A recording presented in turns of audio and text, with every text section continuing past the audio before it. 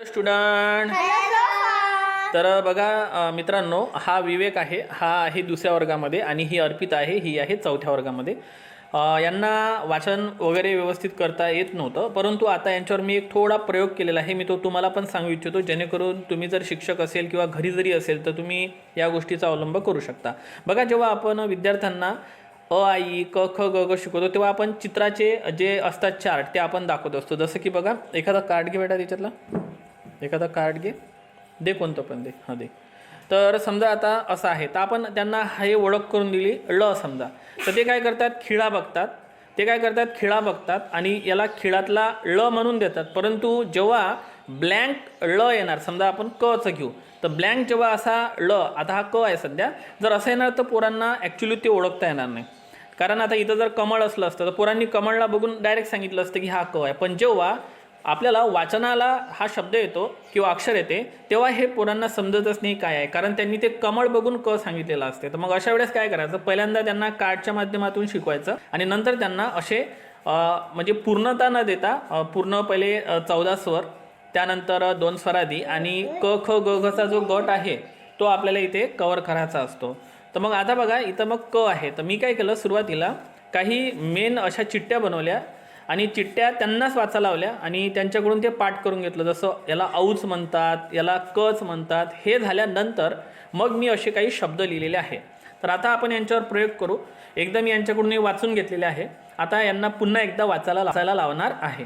चला, विवेक आणि अर्पिता रेडी आहे तुम्ही दोघं जण? तर तुम्ही हा शब्द वाचा, पहिला कोणता आहे वाचा. हां, हा काय झाला, आ म्हणजे काय तयार झालं, हे एक अक्षर पहा फक्त, हे काय आहे, ग म्हणजे काय झालं, हे व्हेरी गुड. त्यानंतर हा शब्द कोणता आहे, हे अक्षर कोणतं आहे, आठवा, एडका ए, हा आ आहे का, काय आहे हा, हा काय आहे, हा हा म्हणजे काय तयार झालं, ए. त्यानंतर हे वाचा,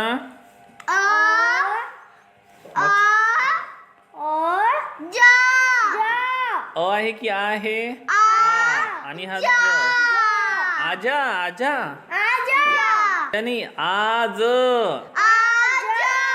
आणि हा शब्द बरोबर वाचा, हा काय आहे, पहिले काय काय छोट्या छोट्या गोष्टीकडे लक्ष द्या. हे काय आहे फक्त सांगा मला, एवढं काय आहे, हे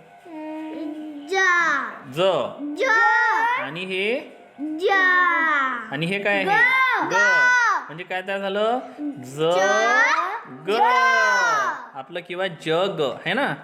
तर बघा मित्रांनो, अशा या आता यांची जस्ट स्टार्टिंग आहे. मी तुम्हाला सांगतो, हे पहिल्यांदाच हे शब्द वाचत आहे, पण यांना थोडा त्रास होईल.